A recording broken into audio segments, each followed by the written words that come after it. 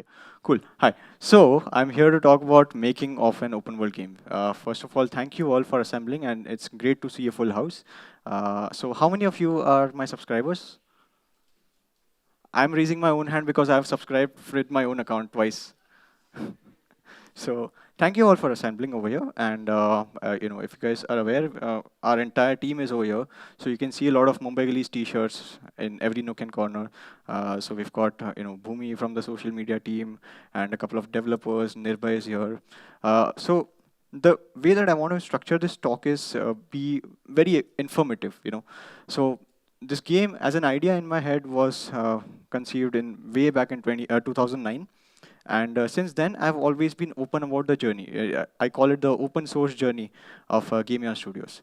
And one message that I want to convey through this talk is, of course, we'll be laying down all the groundwork that we are doing on open world game. But the other big message that I want to give to you guys is that always be open to feedback and be upfront about whatever you guys are building. And be upfront about your shortcomings as well, because you never know who might end up helping you out, rise out those shortcomings. So with that in mind, I'll do a short introduction about myself. So hello guys, my name is Nikhil Malankar. I've got about 10 years of experience in the space. Next year, we will be completing 10 years for the company. I have a YouTube channel with about 100,000 plus subscribers. I'm also an author of 3 books on game development.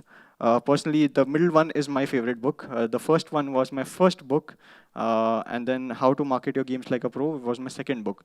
But anyone who wants to start off their journey in the game development scene, Game Development 101 brings to you all the questions that you might have about the industry. So that's just a little bit about myself. Now let's talk about the concept. So I've been born and brought up in Mumbai, and the photo that you're seeing over here, this is kid Nikhil, right over here. And this was clicked from a school trip way back in 2009 when I got the idea for the game. Of course, I love Mumbai. I've told countless number of people that there's no other place in the world that I would rather be than Mumbai. I've always been interested in playing games. Then this passion of playing games actually brought me to a game called Grand Theft Auto Vice City. And I found that game very interesting. Thank you. I found that game so interesting that I wanted to make it look like Mumbai City. So I started modifying the game using online resources and all. I had no real intentions with it as such, but as fate turns out, we went on this school trip, and the guy who you see over here, his name is Prasad Kazrekar. He came by at my place to exchange these very photos. So this was the time of compact discs, if you guys are from that era. So after the photos got transferred, I just wanted to do a little bit of show off that, hey, this is something that I've done. So he asked me then a very simple question that later on became my mission. He asked me, Nikhil, if you can do this, if you can mod a game, then why not make a game by yourself? So this, what you're seeing, is the instant of creation of that idea, this very place. And so the journey began. Uh, and of course, this time, as you can see, I was in my 9th grade. And as a 9th grade kid, you think you can own the world. But this is what we thought it would be, making an open world game. And this was the reality. So we started the company way back in 2013 with the mission of actually starting working on this game. But as most of you guys know, it took us till 2020 to actually start executing on this game. Because a game of this scale cannot be developed so quickly. It needs the right set of resources, both in terms of team as well as manpower. And no, team and manpower is this one is the same thing, but team and monetary resources to make this happen. So we were exposed to the reality, and it took us about 7 years to actually start working on this game. But even throughout this entire 7-year journey, there was never a time when I thought that I would not share this idea with anyone. I mean, I was always upfront about this. I remember talking about this even at Pune, at GDC, wherein I talked about this idea. A lot of people are scared of, whether or not if we openly share our idea, will it get stolen. We've all, come across stories like Facebook, etc., etc. So my takeaway from this is that you can be open about your idea. the way that you execute your game will always be different from anyone else. So please don't shy away from sharing your ideas. That's one. Now, let's come to the nitty-gritties of it. Now, what makes a game good to play, fun to play? It is the game design. Now, a lot of people confuse game design with game art. It is not about your 3D assets. It is not about your UI textures and all. Game design is essentially your core mechanic. Like, what is that one single factor that will make your game fun to play? You have to work extensively with teams. You have to work with the development team. You have to work with the artists on defining the art style, and then you have to go through multiple iterations. So as you can see on the bottom, there's like Mumbai Gullies version 1, GDD version 1, 1.1, 1.2, 1.2 final, 1.2 final final, 1.2 finalist final, 1.2 final full finalist last, 1.2 fullest final. Oh, one more idea. So even we went through multiple iterations, and we had to scope things out. So that was about the game design aspect of it, of how our game will actually turn out to be. What will be a part of the game? What will be the mission structure? What are the different mechanics? How will the driving feel? What are the different types of guns that we'll chart out? So once the game design is to a certain level, we are happy, then comes the planning. Now planning is extremely boring, but as the popular quote goes, failing to plan is planning to fail. So we had to do extensive amount of planning. Here are a couple of Excel sheets that our dear team, even Nirbhay was a part of the planning process. So we scoped out every single small detail, and we divided that into multiple different months. So as you can see over here, we've created a high-level roadmap. Then there is, I don't know if you guys can see this, but this is an exact vehicle list along with the timelines that we attached to them. And then here is all the sounds, and there's a very interesting fact about the sounds on how we are making it that we'll see in the sounds aspect. But every single small thing, it takes a lot of time. So the ninth grade Nikhil always had this passion to make games. Uh, if he would have just known the process, maybe. But it always helps to also be foolish. If you're not aware of the challenges lying ahead and you take things one step at a time, then things become very much easier for you to plan. Of course, we had to also look at timelines. We have to have a start and end point. And I know a lot of people will ask me, Mumbai Gullies kab aa raha hai? I'm not answering that question because we are making this game with a lot of love, and we want to make sure that whenever you get to play it, it is a full-fledged finished product. And you guys, if you want to try out a pre-alpha version of the game, which is not yet ready, you guys can come on to the booth, although we've been told that there's a huge line always. So come by, experience the gullies of Mumbai at booth number 31, and you can see our efforts panning out. So we had also done a small gameplay reveal on my YouTube channel, wherein I played the game from my particular angle and stuff. But now you guys can come, try out the game, give us your feedback, because I feel the feedback coming from you guys is the most important. And we just don't want to hear the good side, all right? Feel free to be critical about the game. We really want to hear the bad sides, and we want to work on them, because that's what we believe. And even the entire development team, I know, we work day in and day out on the negative feedback. I've expressly told to my team that I don't want to hear the good side. Just tell me the bad side so that we can address these earlier than later. So that, and then Excel, Excel, Excel. I mean, you've got to be a master of Excel. Someone has to sit with an Excel sheet, draw out your roadmap, allocate budget, and all that boring things. And of course, we have never developed a AAA game before. So we are essentially learning on the fly. We are going through the process, trying to do our best, whatever we can. In the same process, we are also hiring a lot of people. So a huge round of applause from our team to the HR side, because a game of this scale takes the right set of people. And without people, you cannot make a game like this. So hiring is a very critical aspect of your entire resource planning. Art.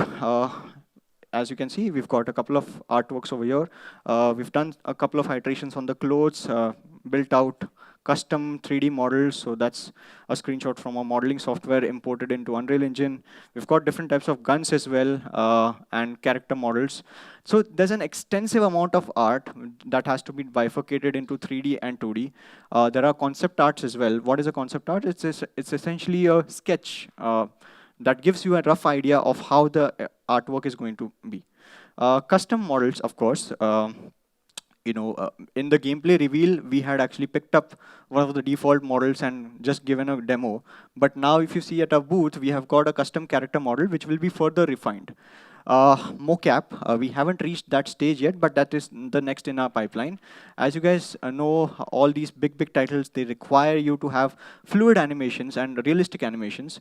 So we are going to rely on mocap. We've got a rigging and animation team, and all of these coming together has to be seamlessly integrated inside the game and also be taken care of from an optimization perspective. So that's a little bit about the art. And there's an extensive process, like right from your 3D models to your UI planning, a lot of things go into picture.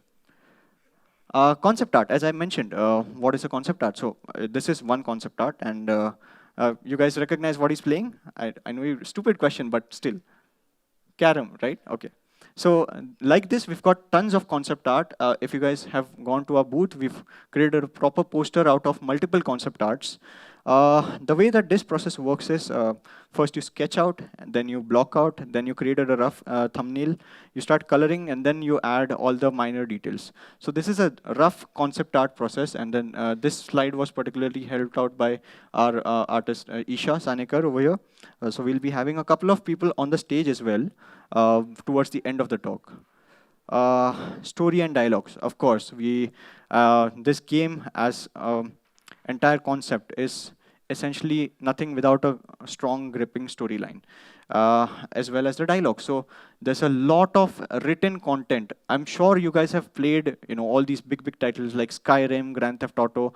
All those dialogues that you hear seem good to hear, but then there's actually someone sitting in a corner of a room cursing that when are these dialogues going to end. So we've got tons of content in terms of a proper charted out storyline. Now over here, the biggest challenge is when you're writing a story for a movie, it's very much a linear experience. You go from point A to point B. There's no navigating. Of course, Black Mirror Bandersnatch has changed those things. But apart from that, a movie has a definite start and a definite end. In games, though, there is a definite start, and there can be a definite end, or there can be multiple endings. So not just multiple endings, but also there's a huge level of decision maps that you have to go through. So over here, what you can see is like a flow chart. It's made on Figma. That's the tool that we are using, which we are using to chart out what are the potential storyline, and then bifurcated into multiple days, etc., etc. So this is day one. So that's how we are working with this. Dialogues. So since there are so many dialogues, so many characters, all of these dialogues have to be written down. And not just that, but since we are building a game for the global audience, although this game is made in India on the city of Mumbai, but it's a global game. So we have to translate all these dialogues as well. So while Hindi, English, and Marathi are the primary languages, we'll also have to translate these dialogues into global languages such as French, Spanish, and whatever. So that is an extensive process. And all this time, we also have to maintain a certain level of respect for the characters that we've built. So there are some pivotal characters, but certain things are delivered in a much more serious manner in one language than the other. I don't know, I'm not a language expert, but some of the interesting aspects might not be as powerful if they were spoken in Hindi first and then English later, and vice versa. Decision maps, as I said, the game will have multiple decisions that you can make, so that we as developers will be like, we'll give you the options, and then whatever you do, the consequences are yours. Then you are the bad person if you do anything bad. And consequences, there'll be consequences for all your actions. So let's say, for example, you go on a rampage in the city, so cops will come and chase after you, etc., etc. So that is about the story and dialogues. It's a very deep and detailed process, and it does not happen overnight. We've been at the iteration since almost 1.5 years, and this is the crux of it. Like, this is the core of the part. Story also has to be seamlessly integrated with game design. So any story that you follow has to be divided into multiple mission structures. So that is also very carefully, needed to be planned out. Otherwise, the game will not end up to be fun to play. So I would say story-based games are a marriage between your storytelling as well as a good game design. So we've iterated countless number of times on how we can integrate the story seamlessly with the game design and all of those aspects. Now, game engine, of course. Since we have started out to make a AAA game, we had to make a conscious decision that we select the right engine. We were clear from day one that we wanted to create a very realistic and AAA quality game. So we needed the right set of tools. So what better tool than Unreal Engine? Of course, there are amazing engines out there. Unity engine is also doing some amazing work in this field.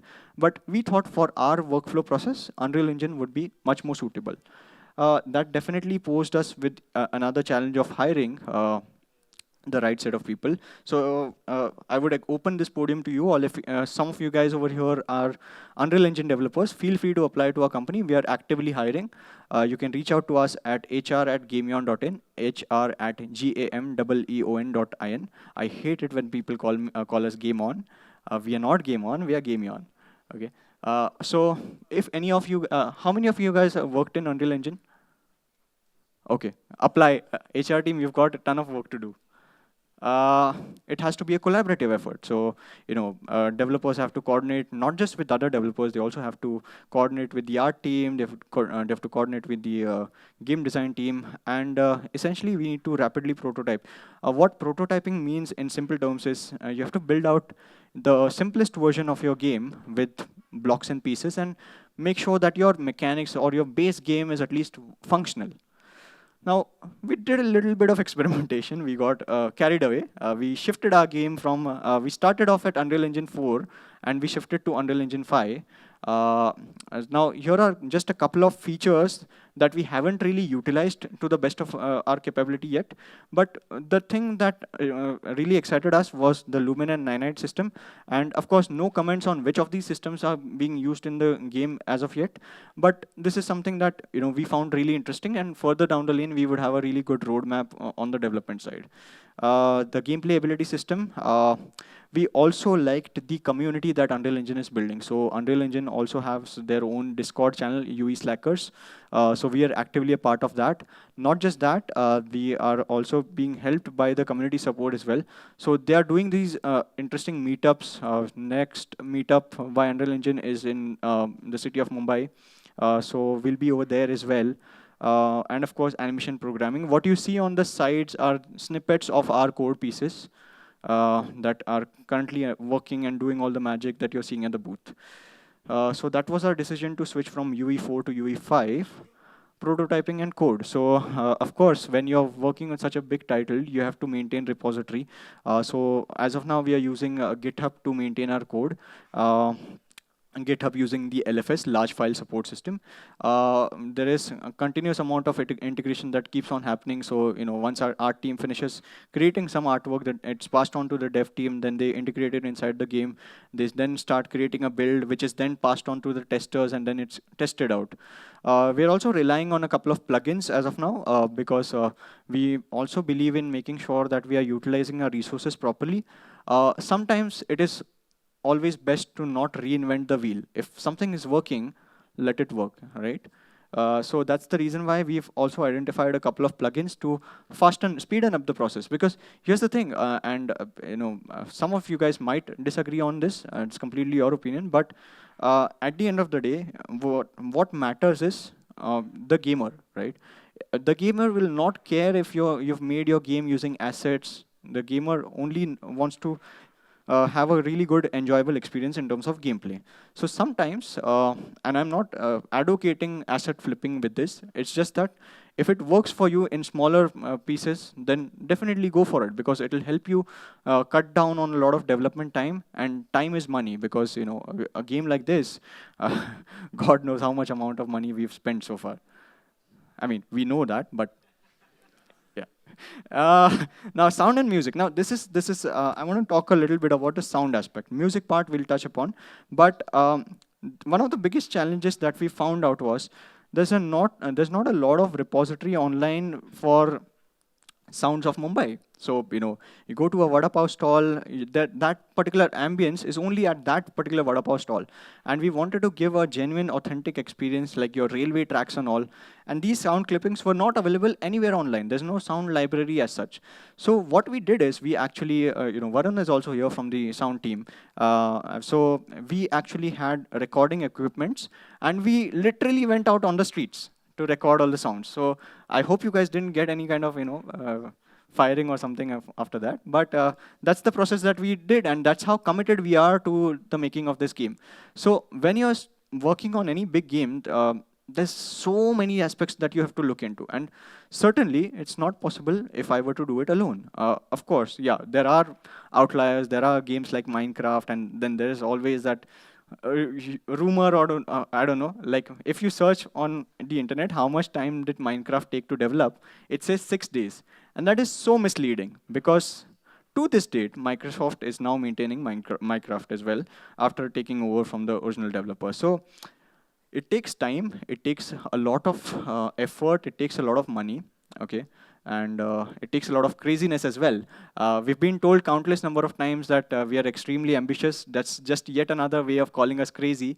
But we're enjoying the process, and we're enjoying going out on the streets and harassing people to get their sounds. Uh, so that's a fun process. We've also integrated some of the audio dialogues. As of now, whatever audio dialogues you're hearing have actually been recorded by the team. So we've got Varun over here, then Jay, he's recorded some of the dialogues, then our chief meme artist, Shreyansh, I don't know if he's here. Okay, he's there. Raise your hand. Okay, yeah. So he's recorded a couple of dialogues as well. So it's a fun process. It's a really fun process. Coming to the radio stations now. So we wanted to make sure that we are true to the 90s because that's where the game is based in. So we want to make sure that whatever songs we have composed feel true and authentic. And I hope we've done a good job. Whoever has heard the songs, how many have heard the songs at our booth? Okay. Rest of you guys are missing out. Please come by our booth and listen to the songs. So we also wanted to have different radio stations. So as you can see, we've created some really interesting radio station names as well. Horn Okay Please, Radio Love Ki Goli, Radio Earth, Radio Feel Hai, Radio Gully. So all these have custom music built according to themes. And Prasanna Vishwanathan is the person who helped us out create these amazing songs. Like this, we also wanted to collaborate with a lot of indie artists to get their songs licensed inside our game. So if you guys, any of you guys are music creators, feel free to reach out to us. We want more songs from you guys, and we want to make sure it feels authentic to the era that we're building. It's a collaborative process. We can't do this alone. So, we are very much upfront about it that we as a game development studio, we want to focus on one aspect, but we want to collaborate with as many people as we can. And that includes individuals and companies. So these are the people and companies that have made it happen for us. There are tons of other companies missing as well. Akash over here was there earlier in the morning, so we haven't included his logo here, but I want to give a huge shout out to Akash from Tulsi. He's helping us out. And as I mentioned, Prasanna Vishwanathan, he's helped out with the sound aspect, music aspect. Vayu Digital, they are helping us out with the level design, asset creation and all. One-Eyed Octopus was a company that we worked closely with in our early days for our game design for the game. Frumos FX was the company that is helping us out build out the story of the game. Unreal Engine, of course, because that's the engine that we are using. And then of course, our investors, Indian Angel Network and Mumbai Angels Network. So it's a collaborative process. We are actively working with a lot of outsourcing vendors. So if you guys have anything that we can collaborate and work together for Mumbai Gullies, would be very much happy to collaborate with you guys. And it's an expensive process. So as I mentioned, we raised a seed round last year. This was the very first time. So before this, we were completely bootstrapped. We used to do B2B servicing. So we raised a total round of $520,000. We also won a mega grant of 25,000 US dollars. And that's our seal of approval from Epic Games that, hey, you guys are on the right track. And now we are actively looking forward to sign a publisher deal. So we haven't really closed with a publisher yet. Once we do that, you'll hear from me first on my YouTube channel. So if you haven't subscribed to my YouTube channel, please do so. So yeah, I mean, these are our investors, as I mentioned earlier, and all the financial help that we can get is extremely valuable to us. We also have a fundraising campaign going on Tyke. So if you guys are willing to contribute to the development of this game and to the development of GameEon Studios, we've got a QR code on our booth. You can go ahead, scan it, and you can contribute whatever amount you like to the campaign. And you need a team, and this is an old photo of our small team. As of now, we are about 55 people at GameEon Studios. We want to rapidly scale up our team as well, because we know that we are falling short of people to build this game. So that's the reason why I invite you guys as well to apply at GameEon Studios. And the way that I look at team is, you need time. You need all the time in the world to make such a beautiful project.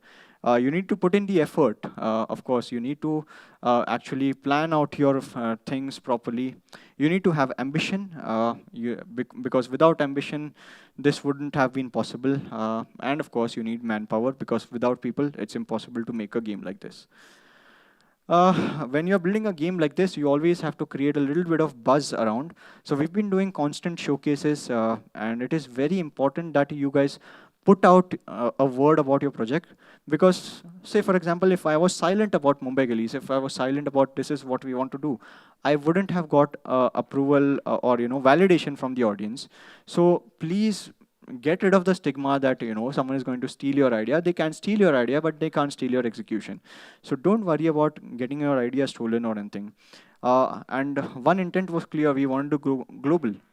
We are creating a global game, so we want to make sure we are attending as many conferences in India as well as abroad.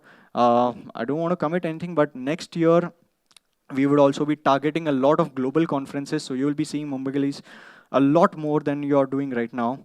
We were, a lot of people on my YouTube comments, they keep on asking, when is Mumbai Gullies coming? Please put out some updates. But we were holding our horses till IGDC, because this is, I believe, the second largest, not even second, the first largest event on all of South Asia as a game development conference. So we wanted to make sure that we are making a good impact.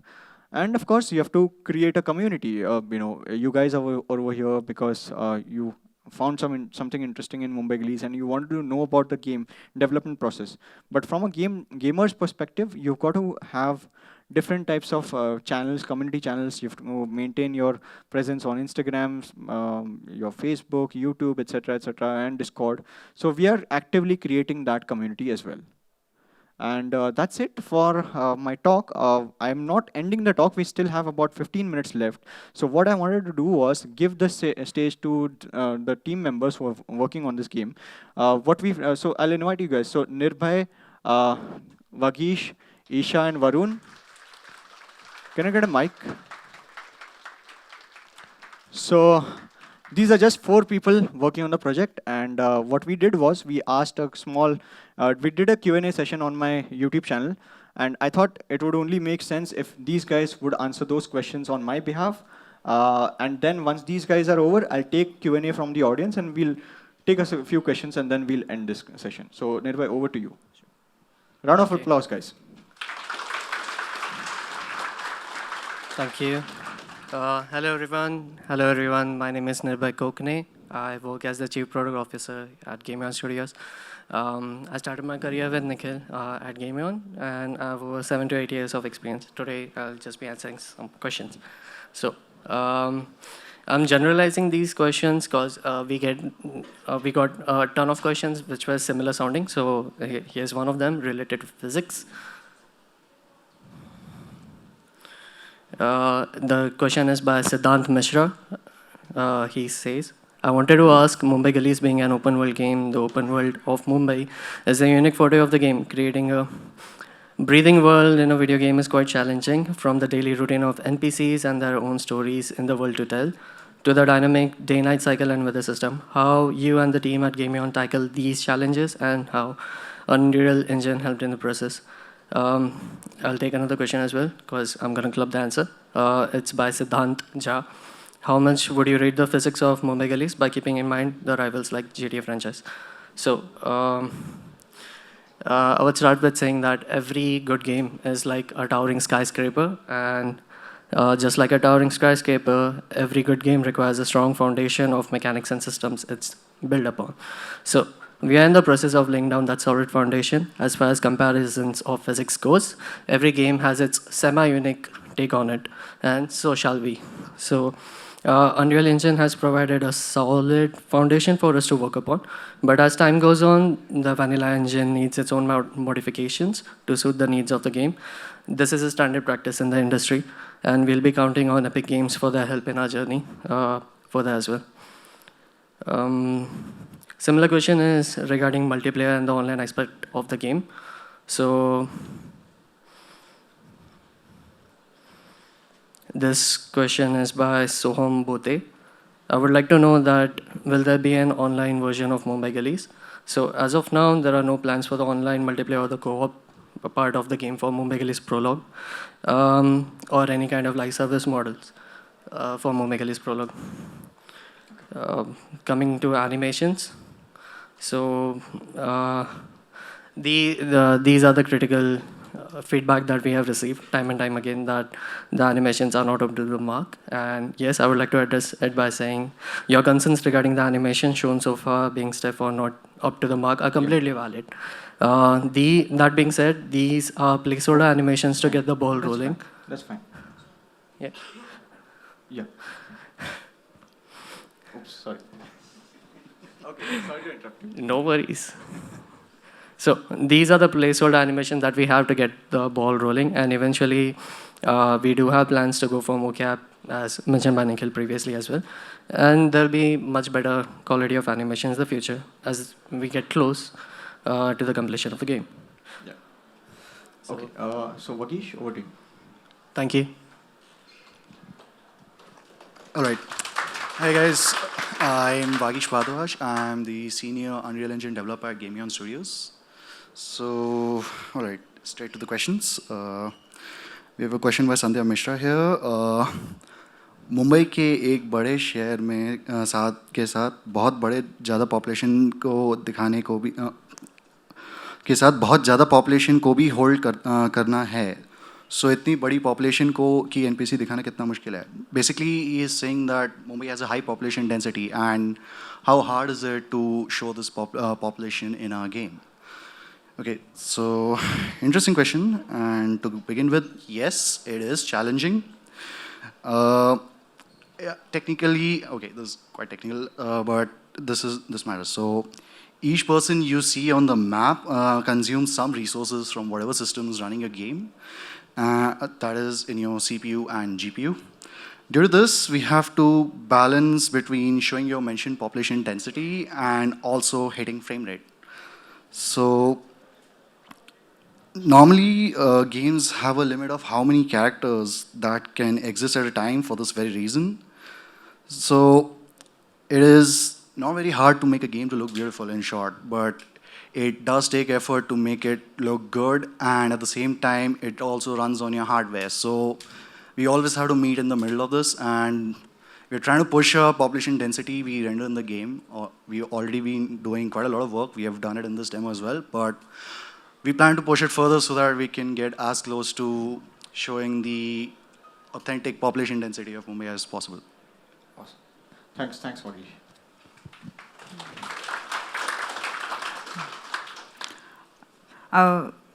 This is Ishavina Chandrasekhar Sanekar, and I am the 2D game artist representing our art team and our studio.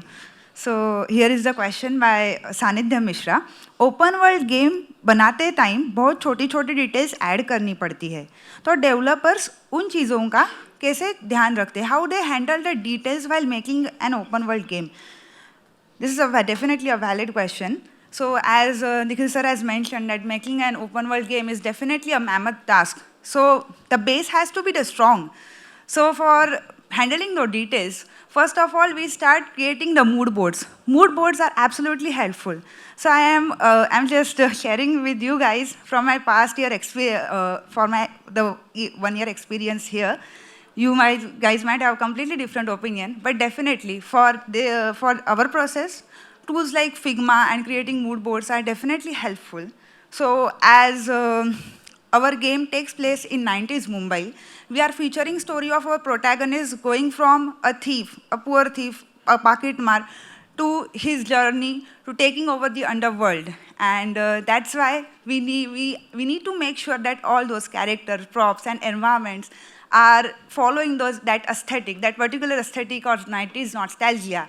And that's why our team is working really hard. So first, the game design document is created. Then the 2D game artist works on it, or concept artist. And then it goes to the 3D artist to create the props and characters. And after that, finally, the developers work on it and to do the coding and all the programming of the game. And yeah, here is how our team handles the detail of the open world game. Thanks, Isha. Yes. Good afternoon, everyone. I'm Varun Sumli. I'm the senior audio engineer at GameEon Studios, and I'll be answering a couple of questions regarding the audio for the game. So first question is by Vaishnav Kadam. He has asked any licensed music or custom radio tracks. So in terms of licensing, every time a game plans to use music by other artists, they do need to acquire the licensing for the music tracks. And Mumbai Gullies is not going to be any different. Whatever music we end up using in the game, we'll be acquiring the licensing for those tracks. Second part of the question is custom radio tracks. So as Nikhil already said, we have some radio stations in our game, and we will be having custom music composed for those tracks. In fact, we are very excited to be working with Prasanna, who's a very talented music composer from Mumbai. And he's made a bunch of songs exclusively for Mumbai Gullies. And in fact, you can come and have a listen to them at our booth, number 31, right? GameEon Studios. And So- one question from my side. Yeah. How was it going on the streets and recording the sounds? It was interesting because it's very challenging to get secluded sounds. Like you need, because if you're recording sounds in the environment, then you need like particular sounds, like say birds chirping, but you don't need the traffic or the people sounds around it. So that was a little challenging, but apart from that, it was a pretty smooth process. Awesome. So yeah, let me just get to there's another question. One second. Yeah, so Divyansh Kumar has asked, which DAW software do you use for music production? Audio production, sorry, not music production. So I know there's a lot of talk among the audio community that one DAW software is better than the other. But let me just make it clear, it doesn't matter which software you end up using, as long as you can use it efficiently. By that I mean, you should know how to process the sounds and edit the sounds in detail. So as long as you are aware of the capabilities and know how to use the software, it really doesn't matter. And what would be the full form of DAW for? Digital audio workstation. So this is the audio production software that we use in the process of recording, editing, mixing, processing sounds, and designing sounds. So yeah, and there are a bunch of them that you can use. It doesn't matter. Logic Pro, Pro Tools, Ableton, these are the famous ones. Fantastic. So yeah. Awesome, awesome. So round of applause for these people, guys. Thank you all. Thank you for coming. And yeah. So guys, I hope you guys enjoyed this talk. I hope it was a wonderful session for you guys. Whoever wants to work with us, hr@gameon.in. And with that, I will conclude my talk. I'm sure we don't want to overstep on your lunch time. So thanks a lot for coming by, and really grateful to each and every one of you for being here. Thank you.